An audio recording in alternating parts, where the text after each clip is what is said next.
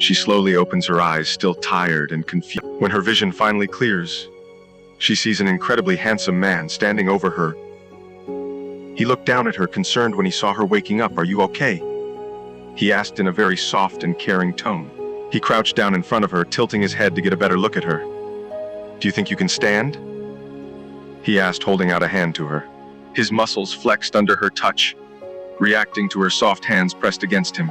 He looked down at her, his eyes meeting hers. They were so soft and sweet. He couldn't help but feel a strange wave of protectiveness wash over him. He kept his arm around her waist, holding her close to him still. His expression was gentle as he held her gaze. "What were you doing out here all alone?" he asked, still with concern in his voice. He raised an eyebrow slightly as she mentioned the gorillas. "You here to study the gorillas?" he said, already knowing the answer. He nodded his head, a slight smirk tugging at the corner of his lips. "You lucky I found you," he said, his arm tightening protectively around her waist. He looked at her, really looked at her for the first time. She was beautiful. There was no doubt about that. But she also seemed innocent, fragile, almost like a little lost lamb. He couldn't help but feel the need to protect her from the world. His eyes widened as realization set in. So this was Jane's little sister. He couldn't help but feel a wave of protectiveness wash over him. She was so small and delicate, like a little fawn that had strayed from its herd. Who knew Jane's little sister would be so adorable? He thought to himself, his eyes scanning over her small frame. Her fingers traced over his jawline, her touch sending a jolt of electricity down his spine. His heart was racing, his breath becoming a little ragged. He could feel her body pressed against him, her warmth seeping into him. He opened his eyes, gazing down at her. Her face was so close to his, her eyes wide and innocent. She looked like a little doll, so delicate and fragile. It made him want to take her and keep her safe forever. His eyes widened for a moment as her lips hovered just barely above his. He could feel her breath against his skin, soft puffs of warm air. His mind was telling him she was off limits, that she was fragile and delicate and should be handled with care. But his body was telling him something different. The way she leaned into him, her soft lips so close to his, it was making him want to throw all caution to the wind. He slowly leaned forwards, his lips meeting hers in a soft, gentle kiss. Her lips were as soft as flower petals, delicate and smooth against his. He could feel her body melt into his, molding against his larger frame. He couldn't help but deepen the kiss, his arms wrapping around her even tighter. One hand trailed up her body, sliding up her back, his fingers burying in her hair and tugging gently. She tasted like honey, sweet and addictive. He wanted more of her, he needed more. His tongue traced along her bottom lip, seeking entry. She parted her lips, giving him the access he wanted. His tongue slid into her mouth, exploring and tasting. He could feel her shiver against him, her body reacting to his touch. His hands roamed over her back, feeling the soft, delicate curves of her body.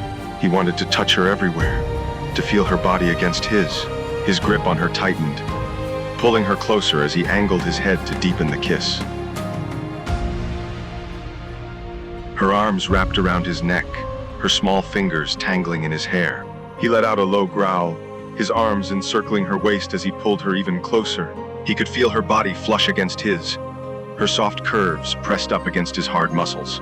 He could feel her heartbeat, fast and erratic, echoing his own. His hands roamed over her back. He could feel her body melt against his, her small frame molding against his muscular one. Her soft curves pressing against him made him feel things he hadn't felt before. He could feel the raw desire coursing through his veins, making his heart race and his breath ragged. He wanted her like he had never wanted anything before. Her words hit him like a punch to the chest. He felt his heart skip a beat as she spoke, the words tumbling out in a soft, shaky voice. He pulled back, looking down at her with wide eyes.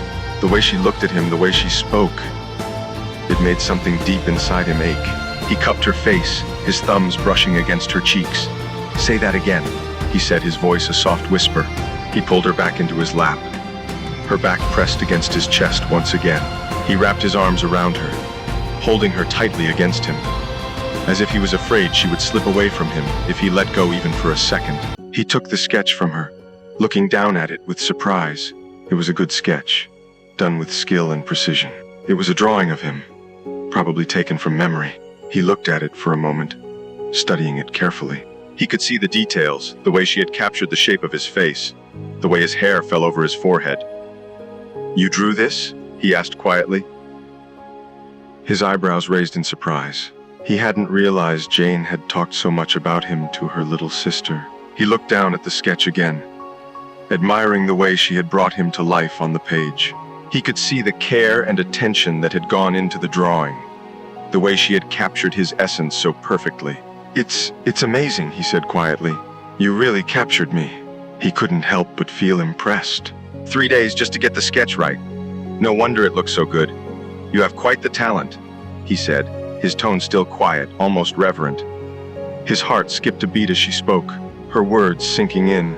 She wanted to stay with him, even after Jane had left. He felt a pang of something deep inside him, something possessive and protective. He couldn't help but feel a sense of satisfaction at the idea that she wanted to stay with him. You want to stay here with me?" he repeated, his voice still low and gravelly. "You're sure?" he asked, his voice a whisper. "You want to stay with me, here in the jungle? Just the two of us?" He couldn't help but ask the question, just to make sure. He needed to hear her say it again. Needed to make sure she was serious. He couldn't stop the wave of possessive protectiveness that washed over him at her words. She was his, she wanted to stay with him. He felt a surge of something deep inside him, a primal urge to claim her, to make her his own. He pulled her even tighter, his arms wrapping around her, holding her against his chest like he would never let her go. He couldn't help but gasp as she removed her clothes, her form bare in the dim light of the fire. His eyes roamed over her body, taking in every inch of her pale skin, every curve and contour. She was exquisite, a beautiful and delicate doll that had been placed in his arms. He felt a surge of desire and possessiveness at the sight of her naked body, his grip on her body tightening involuntarily. Her innocent question made his heart skip a beat, his mind immediately going to all sorts of wicked thoughts. He wanted to keep her warm, wanted to make her his own in every way possible. He let out a shaky breath, his voice low and gravelly as he spoke. "I'll keep you warm," he said, his hands roaming over her body. "I'll keep you warm all night long." His hands roamed over her skin, feeling the heat radiating off her body. He could feel himself responding to her, his body reacting to her proximity, to the feel of her skin against his.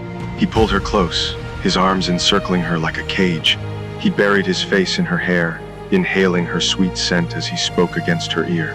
"I'll keep you safe," he whispered. "I'll keep you warm and safe all night long." He couldn't help but shiver at her words, his body reacting to her innocent and yet so boldly spoken request. Her simple words seemed to bypass his mind and go straight to his instincts.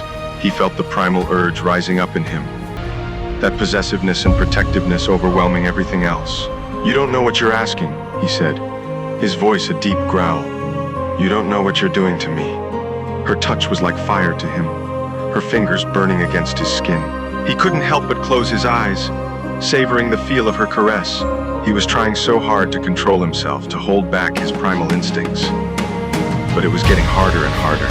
She was testing his self-control, pushing him to the edge. "You're playing with fire," he whispered, his voice low and ragged.